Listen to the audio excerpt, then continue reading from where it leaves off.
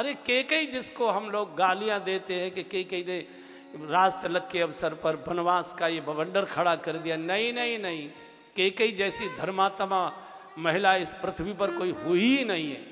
जिसके गर्भ से भरत जैसा साधु पैदा हुआ है, जन्म लेकर आया, वो कोई सामान्य माँ होगी। केकई को मालूम था, केकई के साथ जब दशरथ जी का विवाह हुआ था तो इसी शर्त पर केकई के पिताजी ने विवाह किया था कि मेरी बेटी के गर्भ से पैदा हुआ बालक ही अयोध्या का राजा, उसी को घोषित करेंगे। आपके परिवार की परंपरा है कि बड़ा ही बेटा राजा बनता है, लेकिन मैं अपनी बेटी को ऐसे नहीं दे सकता।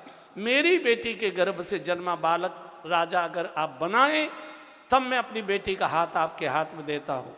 केकई बहुत गुणवान थी। दशरथ जी चाहते थे कि गुणवान महिला, रूप रंग के लिए शादी नहीं होती थी, गुणों के कारण शादी होती। तो दशरथ जी का लिखित आश्वासन था कि आपकी बिटिया के गर्भ से बालक पैदा होगा। चूंकि दशरथ जी को मालूम था कि कौशल्या जी तो वृद्ध हो चुके, उनको तो संतान होगी नहीं, झगड़ा झंझट कुछ होना नहीं है। लेकिन ईश्वर की लीला, तो केकई समझ गई कि मेरे भरत को राज्य की मेरे पिताजी ने, मेरे बेटे को पिताजी ने ये शर्त लगा दी थी।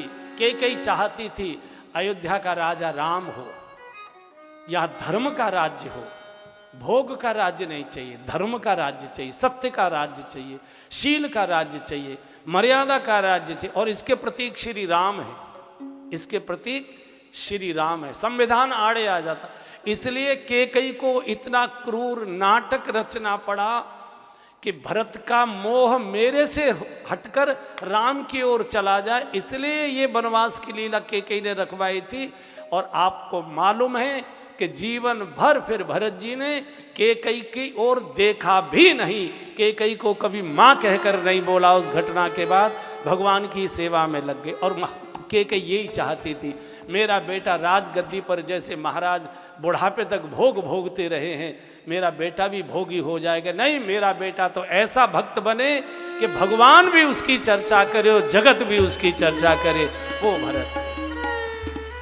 और भरत जैसा भयो न अहय न अब होने हारा।